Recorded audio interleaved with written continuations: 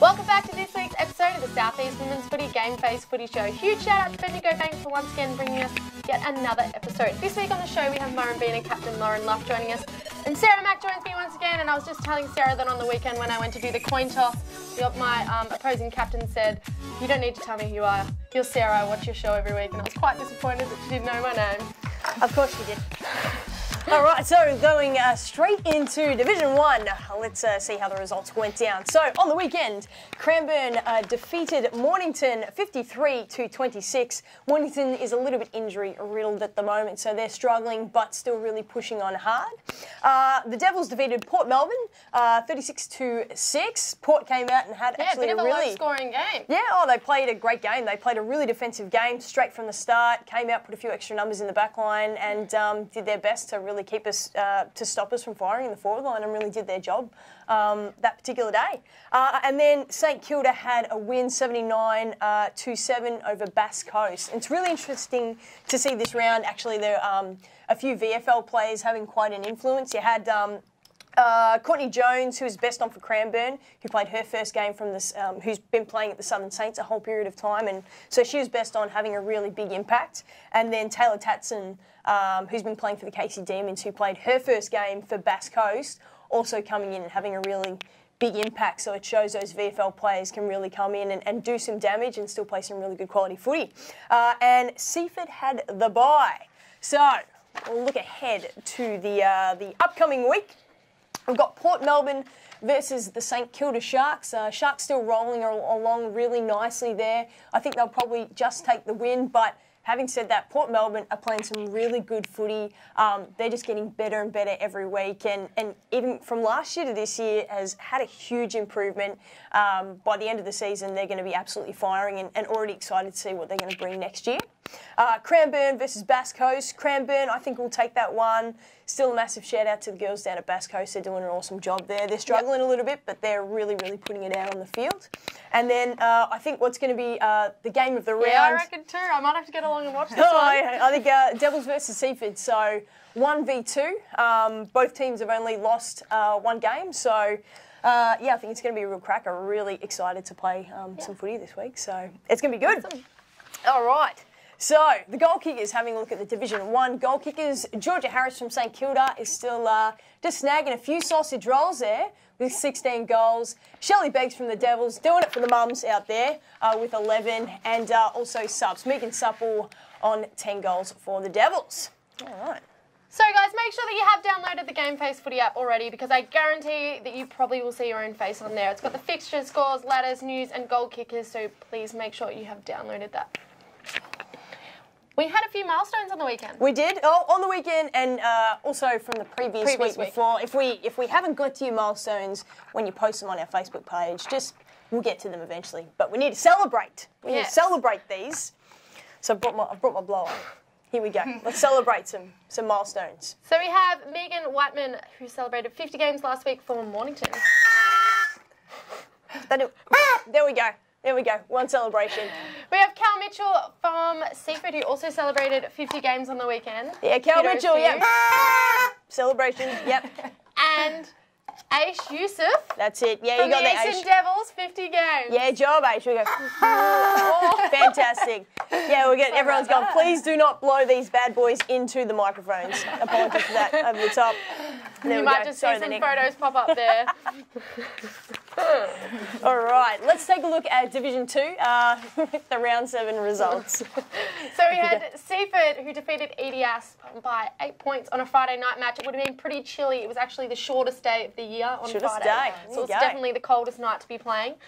St Kilda defeated Peasedale by 26 points, and at Cranbourne defeated Hastings in a tight one, 28-25.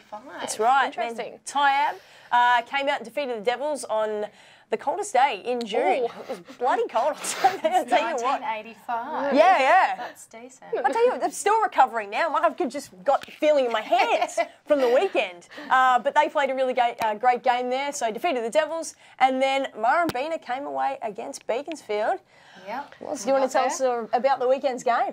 Well, look, it was a really good game, and I don't think the score really reflects that. It felt a lot tighter than what it was. They really made us work for it. So You know, we were a little bit more prepared this week than we were last week and went in with a full bench.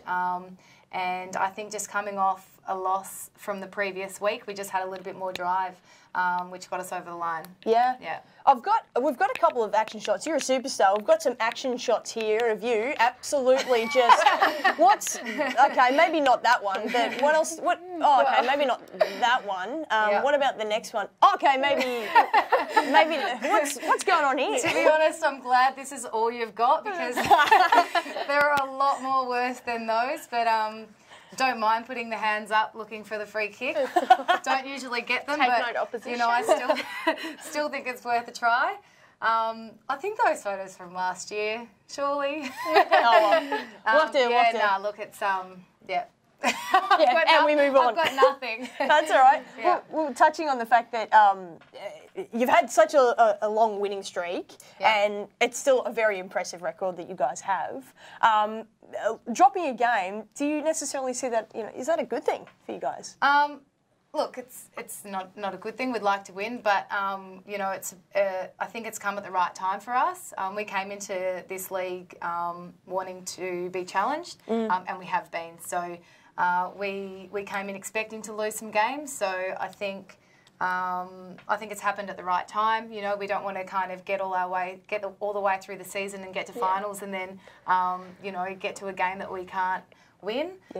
So yeah, I think the timing was really good. It was just a bit of a kick up the bum for us and for all the girls to you know, to make sure we're all at training and all working hard, and just a bit of a reality check that, you know, knowing that we've got some work to do.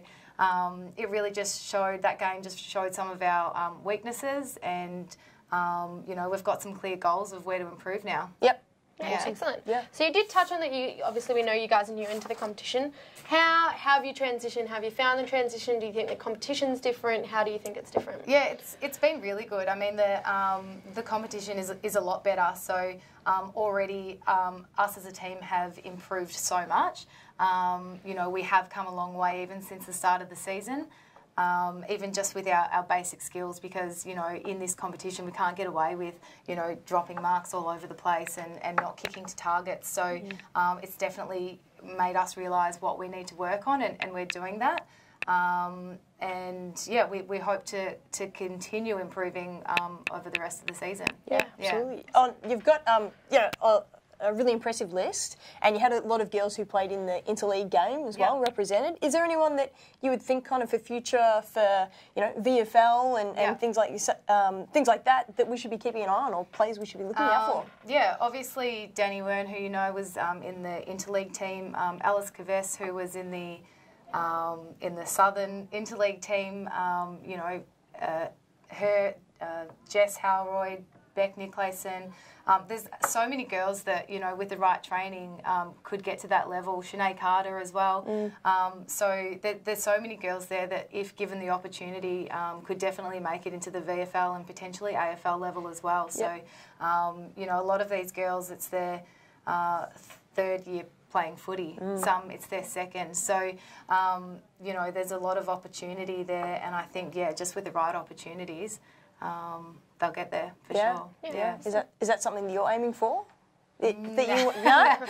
No, I find just the games and training all a bit hard on my body now, so I'm just playing for fun, which I love. So yeah, just loving it. Yep. Awesome. Yep. Great. Awesome. Great. All right. So if you look through the Division 2 fixture, we like having you guys here because then you can help us out with with the tips, because we can only go off the results that we see. Yeah. So we have Cranbourne versus Tyab. Who do you think will get that one? Look, that's going to be a really tough game. It's going to be the game of the round. The Cranbourne are yet to lose a game. Tyab have only lost to Cranbourne. The margin in that game, I think it was in round 3 or 4, was 10 points. So that game could really go either way. I'm going to back Cranbourne just because I think they're a little bit stronger. But yeah, like I said, it could go either way. Whoever's come to play footy the best on the day. Yeah, definitely game of the round. And then if we have a look at Murrumbina and Pearcedale, what do you reckon? I'd like to think that we can get up this week. Pearcedale are, I think, on the bottom of the ladder, Yeah, maybe. I think they've got 1 win on the board. So, you know, it looks like they've got a bit of work to do, but it doesn't mean that we're going in thinking that it's going to be an easy game. We know we're going to have to work for it, but hopefully we can get up. Absolutely. And then the next one we look at is Hastings and Beaconsfield. You can keep taking these ones away. Look at you go. Yeah. I think Beaconsfield will get this one. Yep.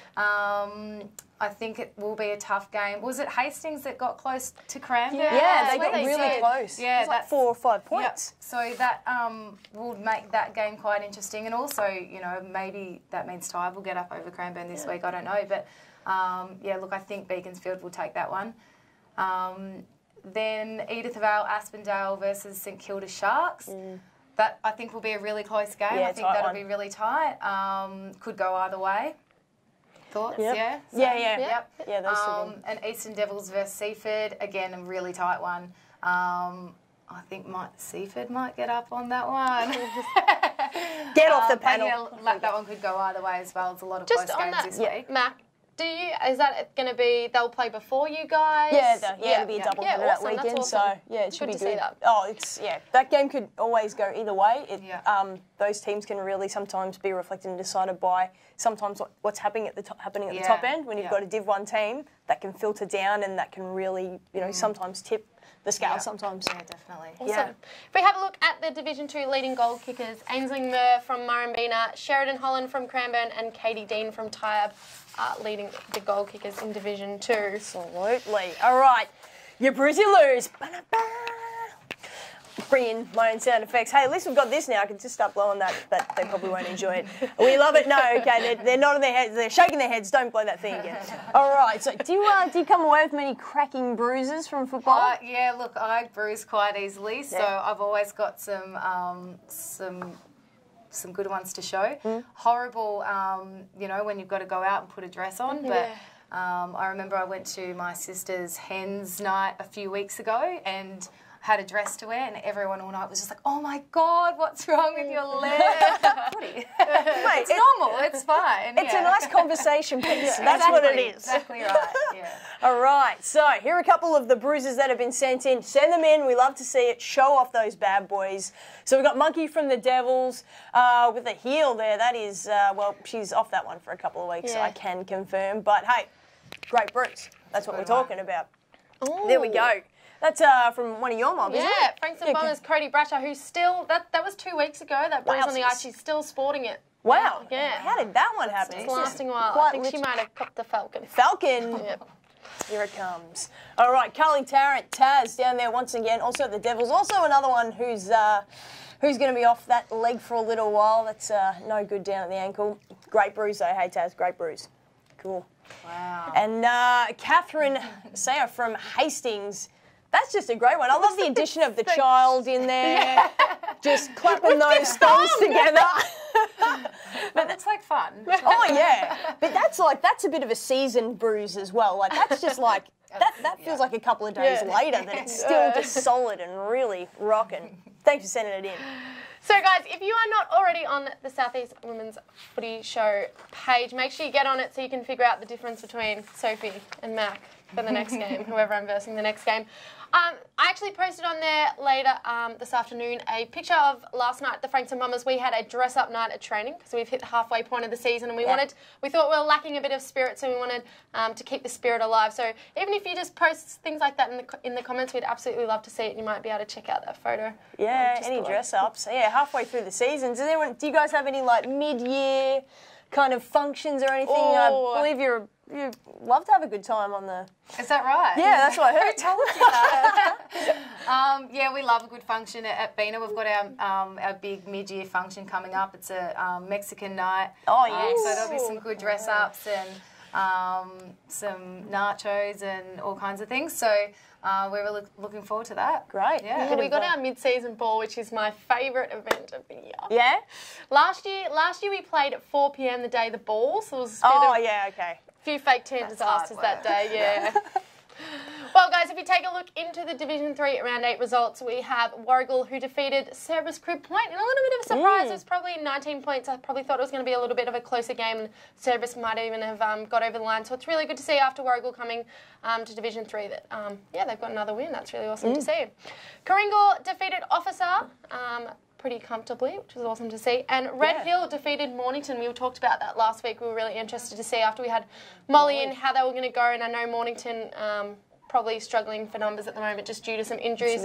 But credit to Red Hill. They have been playing really good footy this year. And Pakenham defeated my mob, Frankston Bombers, on the weekend. It was probably a bit closer than the score probably showed. I think in the definitely the first quarter, I was pretty confident. And then probably as the game went on, we probably let ourselves down a little bit, but I'm really excited to play them the next time we play them, because I think they've only got 2 or 3 girls that are really strong. So if we can man them up, it'll be really good.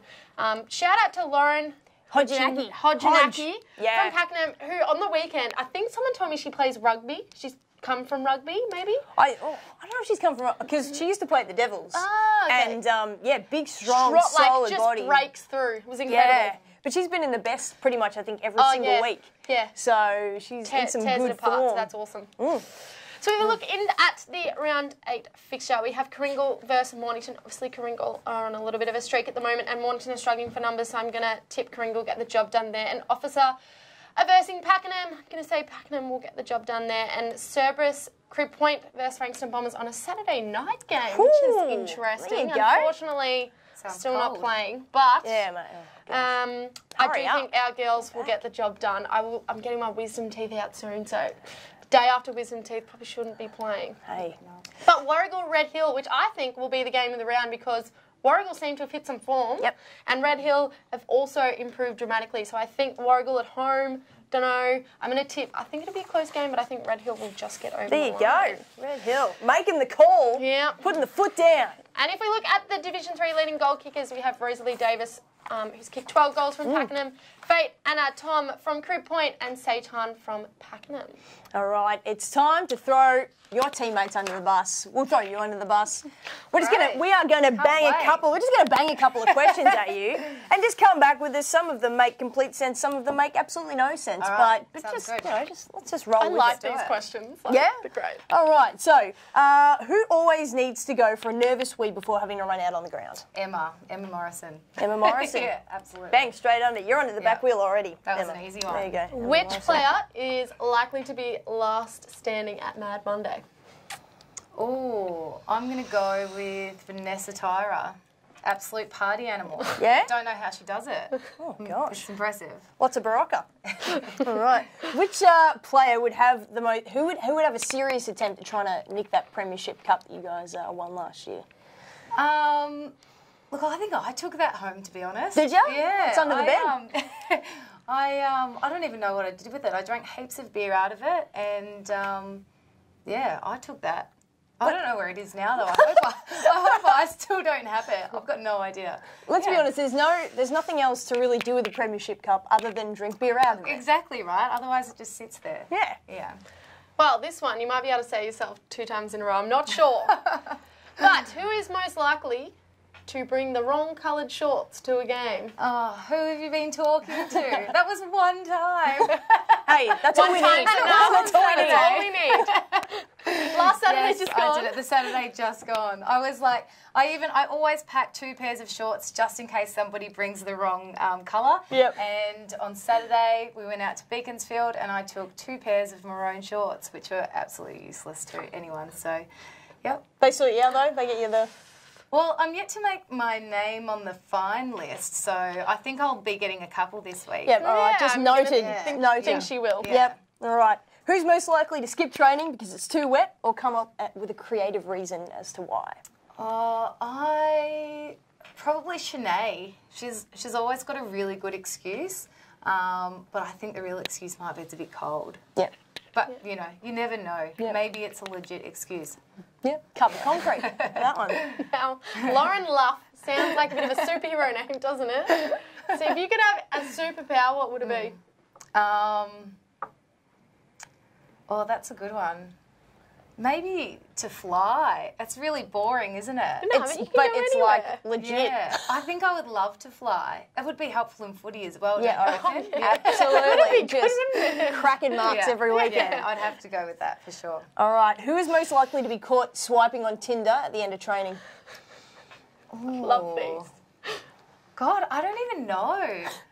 I think like most of our team are all partnered up. I actually couldn't make a guess on that one. I How know. boring is that? Oh, I know. Sorry, guys. Look over there, Sorry like, for the geez. disappointment. no love.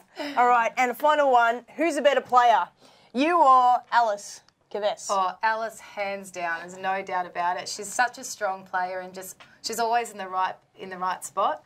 Doesn't fumble the ball like I do, so that's a big tick. But yeah, she's such a strong player, and yeah, definitely one of the best in our team. Awesome, Yeah. awesome. Oh, well, we need. I've always venture out to get a gift. I'm scared. To get a gift. No, this one's good. I went to Spotlight because I couldn't get to Savers this week. But this would be great for footy trip. This is an eye mask of a cat. Okay, so when you're on footy trip and Thanks, you're partying that's until so kind, Sarah. all night, or you're going to be sleeping during the day on footy trip because Great. you're going to need that. I love it. Thank you. Thank you very much. So kind. No worries. I'm starting to think that Mac and I need to play under the bus. And like, I'm going to throw her under the bus one day when she doesn't think it is. Because I want to know what she has to say. Ready and waiting. Anyway, guys, that is all we have time for on this week's episode of the Southeast Women's GameFace Footy Show. Thank you, Lauren, for joining us. Thanks for It's having been me. It was awesome. We want to give a huge shout out to Bendigo Bank, Swivs Locker, and 1111 Fitness, and we will catch you guys next week.